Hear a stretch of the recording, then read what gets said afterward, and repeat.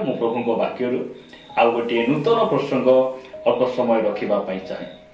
आज जो प्रसंगटी आपण मध्य मु रखा चाहे से ही प्रसंगर शीर्षक है प्रभु यीशु ख्रीष्ट को जीवित परमेश्वर बोली कहीं कह जाए। प्रभु यीशु ख्रीष्ट को जीवित ईश्वर बा जीवित प्रभु बोली आम्भे माने कहीं कहू। मु बाइबल रु 5टी प्रमाण रखा चाहे। 5टी विषय आपण मध्य मु रखा चाहे जो द्वारा आमे आहुरी आमर प्रभु को भल भाव जानी परिबा एवं आहुरी आमे तांको पछरे चालू चालू आमे तांकर गौरव प्रशंसा करि परिबा। आसंतु प्रथम विषय आमे बाइबल रु देखिबा जे प्रभु यीशु ख्रीष्ट को जीवित परमेश्वर बोली कहीं कह जाए। आपण माने मो सहित प्रेरित पुस्तक 17 अध्याय को आसीबे। प्रेरित पुस्तक 17 अध्याय 24 और 25 पद मु आम समस्त निमंते पाठ करबा पई चाहे। एठारे प्रकार लिखा जाए, जो ईश्वर जगत और तन्मध्यस्थ समस्त पदार्थ सृष्टि करियछंती से स्वर्ग और पृथ्वीर प्रभु हेबारु हस्त निर्मित मंदिर समूह रे वास करंती नाही। 25 पद कियोबा ताहांकर कोनोसी अभाव थिबारु मनुष्य हस्त द्वारा सेवित हुअंती नाही। जेणु से स्वयं समस्त जीवन निश्वास और समस्त पदार्थ दान करती। प्रभु का नाम गौरव हो। प्रिय भाई भणी माने बाइबल कहे जे आम्भे माने जो परमेश्वर सेवा करूछु ताहांकर कोनोसी अभाव नाही। ताहांकु कोनोसी मनुष्य वस्त्र देवा आवश्यक नाही, तांकु कोनोसी रंग देवा आवश्यक नाही, तांकु कोनोसी लोक हाथ धरी चलाइबा आवश्यक नाही। कारण आमर परमेश्वर जीवित अटंती।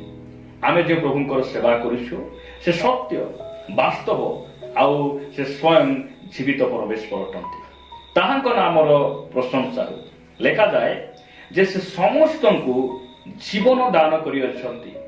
पृथ्वी रे मनुष्य हो, पशु हो, पक्षी हो, सब विषय को से सृष्टि करियछंती आउ समस्त को से जीवन प्रदान करियछंती।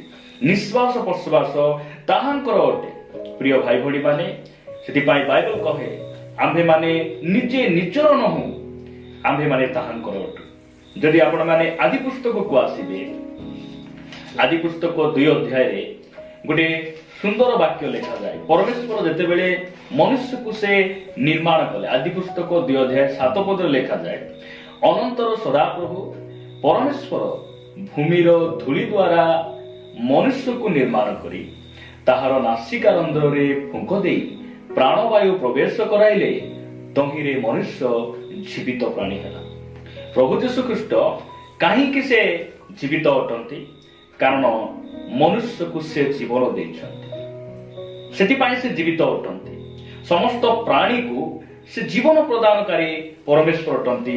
सेतिपाई से जीवित अटंती। आपण मानक मन मध्य रे गोटे प्रश्न आसी पारे जे पुरातन नियम रे जे यीशु ख्रीष्ट थिले कि?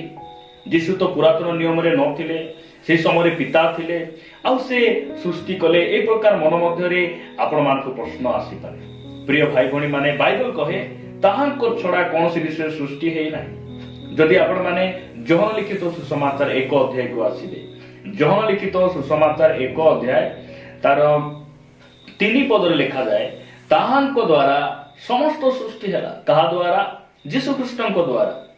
ताहांको द्वारा समस्त सृष्ट हैला आउ जे समस्त सृष्ट होई अछि सेति मध्यरु गोटिए सुधा ताहांको बिना सृष्ट होई नै। सेति पई यीशु ख्रीष्ट स्वयं सृष्टिकर्ता अटंती। से एति पई से जीवित परमेश्वर अटंती। से समस्त को जीवन देइछंती कारण तांको ठारे कोनोसी अभाव नै। मु द्वितीय विषय आपण मान निकट रे मु रखिबा पई चाहे, यीशु ख्रीष्ट कहीं कि से जीवित परमेश्वर अटंती। यीशु को आमे जीवित परमेश्वर बोली आमे कहीं कि कहू। प्रभु को नाम और प्रशंसा हो। जदि आपण माने जोहन लिखित सुसमाचार 11 अध्याय को आसीबे, 11 अध्याय 41 पदरु जदि 44 पद पर्यंत आमे पढू, लिखा जाए जे आउ यीशु ऊर्ध्व दृष्टि करी कहिले, पिता तुम्ही मोहर प्रार्थना सुनिलो बोली मु तुमको धन्यवाद देउछि। तुम्हे जे सर्वदा मोहर प्रार्थना सुनि थाओ एहा मु जानिथिली, किंतु जेउ लोक समूह चतुर्दिगरे ठिया होई अछंती ତୁମ୍ଭେ ମୋତେ ପ୍ରେରଣ କରିଅଛ ବୋଲି ସେମାନେ ଯେପରି ବିଶ୍ୱାସ କରିବେ ଏଥିପାଇଁ ସେମାନଙ୍କ ହେତୁ ମୁଁ ଏହା କହିଲି। 43 ପଦ, ସେ ଏହା କହି ଉଚ୍ଚ ସ୍ୱରରେ ଡାକିଲେ, ଲାଜର ବାହାରି ଆସ। 44 ପଦ, ମୃତ ଲୋକଟି ବାହାରି ଆସିଲା। ତାଙ୍କ ହାତ ଓ ପାଦ ସମାଧି ବସ୍ତ୍ରରେ ବନ୍ଧା ହୋଇଥିଲା, ପୁଣି ତାଙ୍କ ମୁଖରେ ଖଣ୍ଡେ ଗାମୁଛା ଗୁଡା ହୋଇଥିଲା। ଯୀଶୁ ସେମାନଙ୍କୁ କହିଲେ, ଏହାଙ୍କ ବନ୍ଧନ ପିଟାଇ ଚାଲିବାକୁ ଦିଅ। ପ୍ରଭୁଙ୍କ ନାମର ଗୌରବ ହଉ। ଯୀଶୁ କାହିଁକି ଜୀବିତ ପରମେଶ୍ୱର ଅଟନ୍ତି? କାରଣ ପ୍ରଭୁ ଯୀଶୁ ଖ୍ରୀଷ୍ଟ ଯେଉଁ ସମୟରେ ଏ ଧରା ପୃଷ୍ଠରେ ଥିଲେ, ତାହାଙ୍କର 3 ବର୍ଷ 6 ମାସର ସେବା କାର୍ଯ୍ୟରେ 3 ଜଣ ମୃତ ଲୋକମାନଙ୍କୁ ସେ ଉଠେଇଥିଲେ। ସେଥିପାଇଁ ସେ ଜୀବିତ ଅଟନ୍ତି। ମୃତ ଲୋକମାନଙ୍କୁ ଜୀବନ ପ୍ରଦାନକାରୀ ଯୀଶୁ ଖ୍ରୀଷ୍ଟ ଅଟନ୍ତି। ଏହି ସମଗ୍ର ପୃଥିବୀ ପୃଷ୍ଠରେ ଆଜି ଯାଏଁ ଏ ପ୍ରକାର କୌଣସି ପ୍ରଭୁ ନାହାନ୍ତି, ଏ ପ୍ରକାର କୌଣସି ବ୍ୟକ୍ତି ନାହାନ୍ତି ଯେଉଁମାନେ କି ମୃତ ଲୋକମାନଙ୍କୁ ଜୀବନ ପ୍ରଦାନ କରିଛନ୍ତି, ମୃତ ଲୋକମାନଙ୍କୁ ଉଠେଇଛନ୍ତି। ମୃତ୍ୟୁ ଲୋକମାନଙ୍କୁ ଜୀବନ ପ୍ରଦାନକାରୀ ଏକମାତ୍ର ନାମ ପ୍ରଭୁ ଯୀଶୁ ଖ୍ରୀଷ୍ଟ। ଆଉ ସେ ବ୍ୟକ୍ତି ମୃତମାନଙ୍କୁ ଉଠେଇଥିଲେ। ସେଥିପାଇଁ ଯୀଶୁ ଖ୍ରୀଷ୍ଟ ଜୀବିତ ଅଟନ୍ତି। ସେ ଜୀବିତ ପରମେଶ୍ୱର ଅଟନ୍ତି। ତାହାଙ୍କ ନାମର ଗୌରବ ହଉ। ମୁଁ ଆପଣମାନଙ୍କୁ ତୃତୀୟ ବିଷୟ କହିବା ପାଇଁ ଚାହେଁ। ଆପଣମାନେ ମୋ ସହିତ ମାଥ୍ୟୁ ଲିଖିତ ସୁସମାଚାରକୁ ଆସିବେ। ମାଥ୍ୟୁ ଲିଖିତ ସୁସମାଚାର 14 ଅଧ୍ୟାୟ 25, 26, 27 ପଦ ମୁଁ ପଢିବା ପାଇଁ ଚାହେଁ। ଲେଖାଯାଏ 25 ପଦରେ, କିନ୍ତୁ ରାତ୍ରିର 4ର୍ଥ ପ୍ରହରରେ ସେ ସମୁଦ୍ର ଉପରେ ଚାଲି ସେମାନଙ୍କ ପାଖକୁ ଆସିଲେ। 26 ପଦ, ପୁଣି ଶିଷ୍ୟମାନେ ତାହାଙ୍କୁ ସମୁଦ୍ର ଉପରେ ଚାଲିବାର ଦେଖି ଉଦ୍ବିଗ୍ନ ହୋଇ କହିଲେ, ଏ ତ ଭୂତ।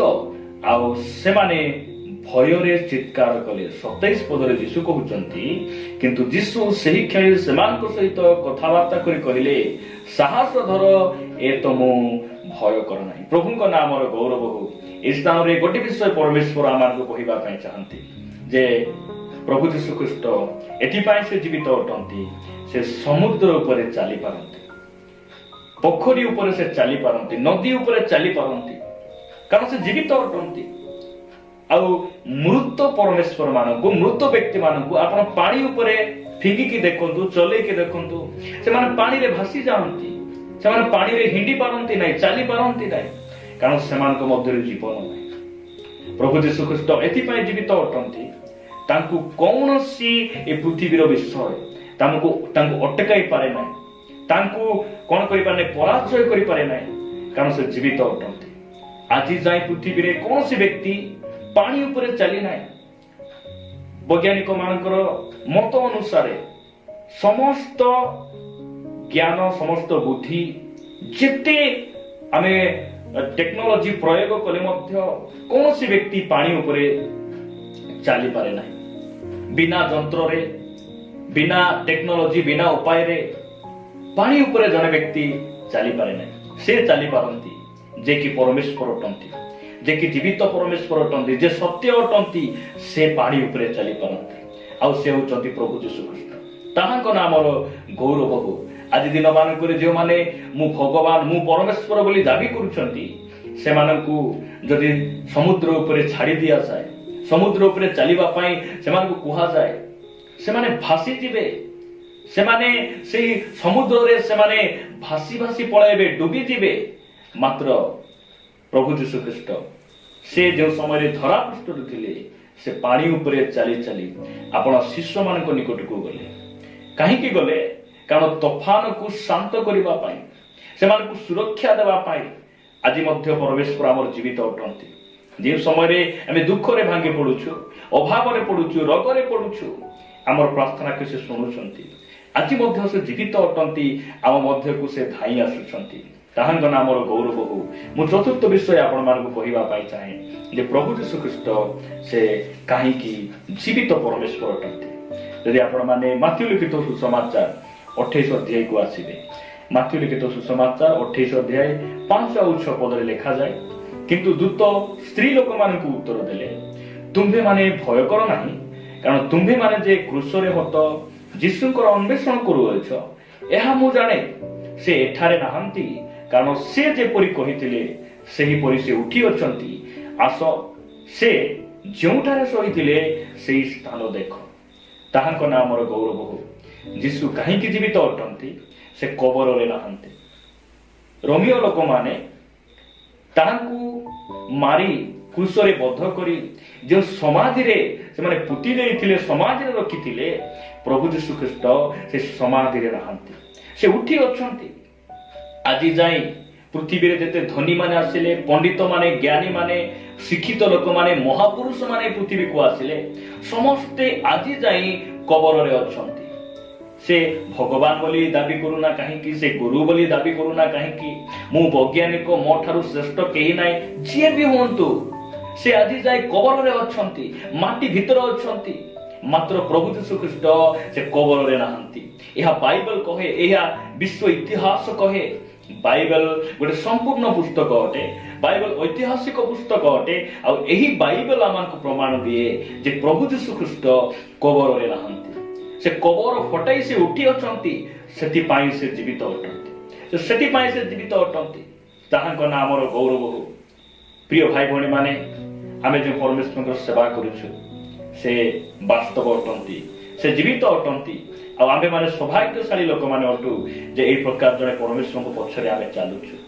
ଯେତେ ନିନ୍ଦା ଆସୁଛି, ଅପମାନ ଆସୁଛି, ଖ୍ରୀଷ୍ଟିଆନ ଲୋକମାନଙ୍କୁ ମାରି ଦିଆଯାଉଛି, ତଥାପି ଦିନକୁ ଦିନ ପ୍ରଭୁ ଯୀଶୁ ଖ୍ରୀଷ୍ଟଙ୍କର ପଛରେ ଲୋକମାନେ ଚାଲୁଛନ୍ତି, ତାହାଙ୍କର ରାଜ୍ୟ ବିସ୍ତାର ହେଉଛି। ତାହାଙ୍କ ନାମର ଗୌରବ ହଉ। ଶେଷ କଥା କହି ମୁଁ ସମାପ୍ତ କରିବା ପାଇଁ ଚାହେଁ ଯେ ପ୍ରଭୁ ଯୀଶୁ ଖ୍ରୀଷ୍ଟ କାହିଁକି ସେ ଜୀବିତ ପରମେଶ୍ୱର ଅଟନ୍ତି। ଯୋହନ ଲିଖିତ ସୁସମାଚାର 14 ଅଧ୍ୟାୟ ତାର 6 ପଦରେ ଲେଖାଯାଏ, ଯୀଶୁ ତାଙ୍କୁ କହିଲେ, ମୁଁ ପଥ, ସତ୍ୟ ଓ ଜୀବନ, ମୋ ଦେଇ ନଗଲେ କେହି ପିତାଙ୍କ ନିକଟକୁ ଯାଏନି। ସେ କାହିଁକି ଜୀବିତ ଅଟନ୍ତି?